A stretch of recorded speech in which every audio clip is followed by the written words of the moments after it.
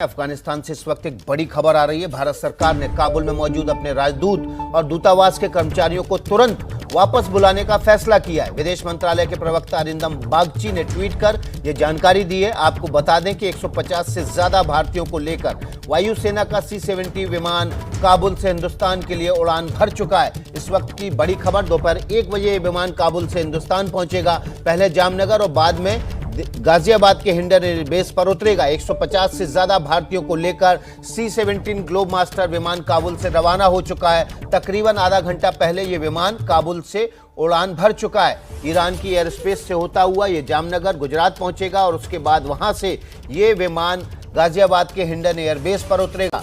ये देखिए, अरिंदम बागची प्रवक्ता हैं विदेश मंत्रालय के, उन्होंने ट्वीट कर जानकारी दी है। अफगानिस्तान के मौजूदा परिस्थितियों को देखते हुए काबुल में मौजूद हमारे राजदूत और उनके सहयोगियों को भारत वापस बुलाने का फैसला लिया है।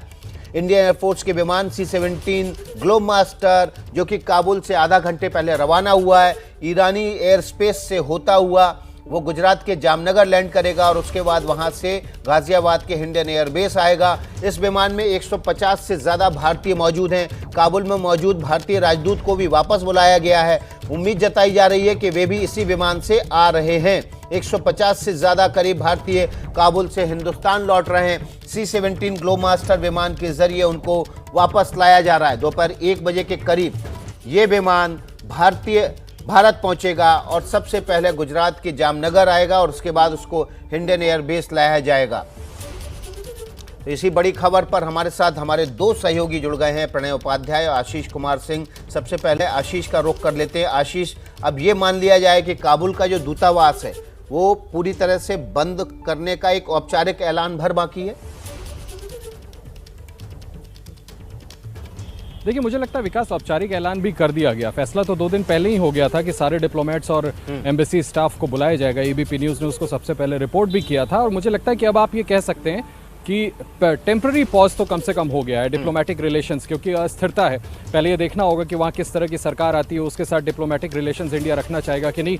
बहुत बड़ा एयरलिफ्ट है, बहुत बड़ा फैसला है कि सभी एम्बेसी स्टाफर्स और अपने डिप्लोमेट्स इंक्लूडिंग हमारे राजदूत जो अफगानिस्तान में हैं उनको वापस बुला लिया गया। और इसकी औपचारिक घोषणा विकास टाइमिंग का ध्यान रख के की गई है कि जब वहां से एयरक्राफ्ट उड़ गया है C-17 उसके बाद इसकी औपचारिक घोषणा की गई है, क्योंकि सिक्योरिटी इन्वॉल्व थी इतने सारे लोगों की। तो हम बिल्कुल आप सही कह रहे हैं, हम ये कह सकते हैं कि औपचारिक तौर पर अब फिलहाल कम से कम भारत और अफगानिस्तान के बीच में जब तक वहां नई गवर्नमेंट नहीं आती, सारे डिप्लोमेटिक रिलेशंस पर टेम्पररी पॉज लगा दिया गया। बिल्कुल, प्रणय का रुख कर लेते हैं। प्रणय, आज की जो सबसे बड़ी खबर होगी वो दोहा में होने वाली तालिबान के नेताओं के साथ बैठक होगी, तमाम जो राजनयिक हैं या राजनीतिज्ञ हैं उनके साथ। इस बैठक में कौन कौन शामिल होगा और संभावित फैसला क्या है इस बैठक का?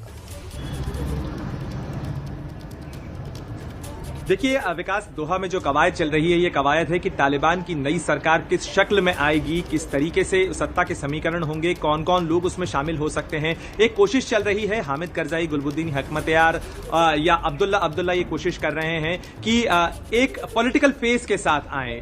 दोहा में चूंकि मौजूद हैं खुद मुल्ला बिरादर और इसके अलावा जो उनकी पॉलिटिकल टीम है वो मौजूद हैं। लेकिन अभी एक महत्वपूर्ण बात यह भी है विकास कि जो हैबतुल्लाह अखुंज़ादा, जो कि सुप्रीम लीडर हैं तालिबान के, उनकी तरफ से कोई बयान नहीं आया। वो कहां है ये भी स्पष्ट नहीं है। दूसरी चीज ये है कि जो रहबर काउंसिल है वो क्या फैसला लेती है। तो ये कवायदें शुरू हुई हैं कि तालिबान की सरकार अगर बनती है तो किस तरीके से, किस शक्ल में बनेगी, उसमें कौन कौन लोग शामिल होंगे।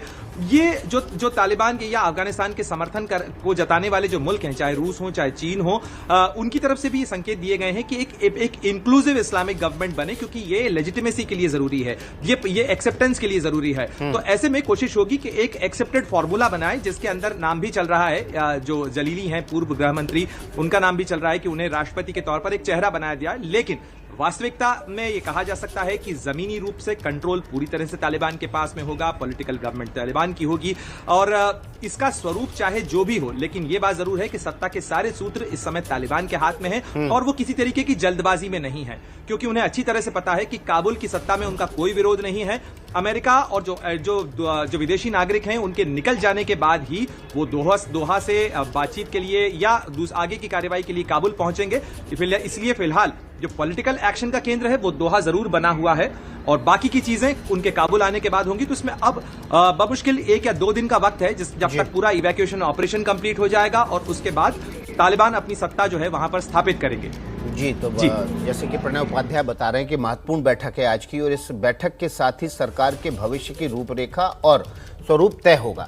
आप दोनों बने रहिए आशीष और प्रणय। खबर का रुख कर लेते हैं। काबुल में मौजूद भारतीय सोशल मीडिया के जरिए भारत सरकार से मदद की गुहार लगा रहे हैं। ऐसी ही गुहार एक काबुल की यूनिवर्सिटी में काम करने वाले प्रोफेसर ने भी लगाई।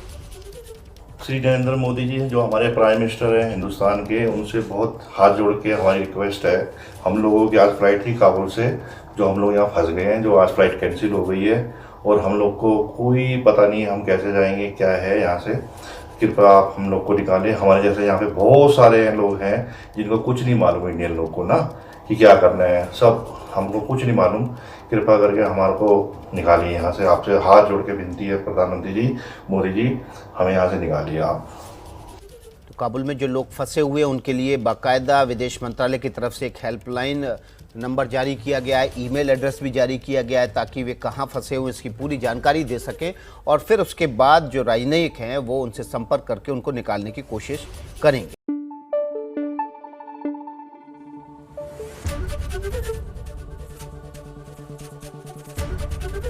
एबीपी न्यूज आपको रखे आगे।